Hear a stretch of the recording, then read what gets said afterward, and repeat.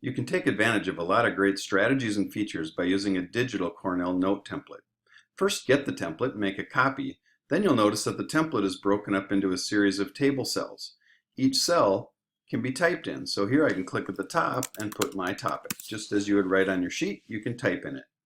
Then down in the bottom of the notes section, you can put a different topic in each cell. This can really help you organize your notes. Then a nice feature is that you can turn on the bullets up at the top. You could either do numbers or just your traditional bullets, and then you can put your points in there. So as you're doing your notes, you can have a nice bulleted list. Once you've taken your notes and you want to review, maybe by adding questions in the question column, you can simply add your questions to line up with the note topics that you have in the cells to the right. Now let's take a look at some of the markup options you have. So some basic markups. First of all, if you wanted to number your paragraphs, you can just simply type that in there. Maybe that's paragraph number 1. You can also underline, just as you could do on a paper document.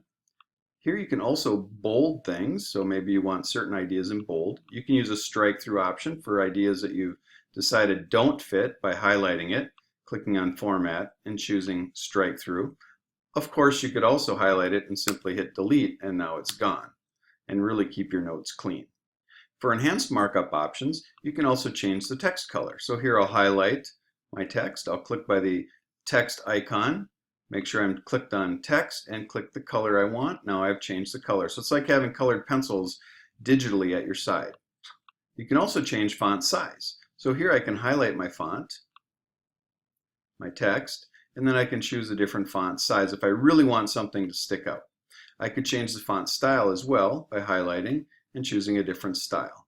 So again, you'd want to decide on a strategy for why you're doing that, but it's an option for you. You can also do notes to yourself. So let's say you have questions. You could use the avid strategy of putting a question mark in there, and in this case you could even click on the highlight option and highlight it so it really sticks out. Or you could highlight that piece, choose your comment option at the top, and put the question over on the side margin, depending on what style you like. You can also note possible test questions. The avid strategy is to put an asterisk. Again, you could do that. You could highlight it if you want, or you could highlight and add a note to the side. Just as we looked at highlighting our question marks and asterisks, you can highlight other ideas as well, simply by choosing the words, clicking on your letter, choosing highlight, and then choosing your highlighter color. Here you have lots of highlighters at your disposal. We can also include some multimedia. So let's say we found a great website. We could hyperlink to that simply by highlighting the text, clicking the chain link, and pasting in the website to which we want to connect. Click Apply, and now we have a great quick reference to another rich resource. You can insert images as well. So let's say I found a picture that goes along with my research. I would find that picture, right-click on it, save that image to my computer, and then when I'm back in my notes, I can simply click Insert, Image, find that image that I've just saved, and insert it into my document. Once it's in my document, then I may need to resize it to taste, but I have some multimedia now embedded into my notes. This would be great for maps, word problems, things that are more visual in nature. I can also insert my own drawings. So here I would click Insert and choose Drawing as an option. Now this is particularly powerful if you have touchscreen Chromebooks, but even if you don't, you can click on your tools, choose what you want. I'll choose Scribble, and then I could actually draw whatever picture that I want.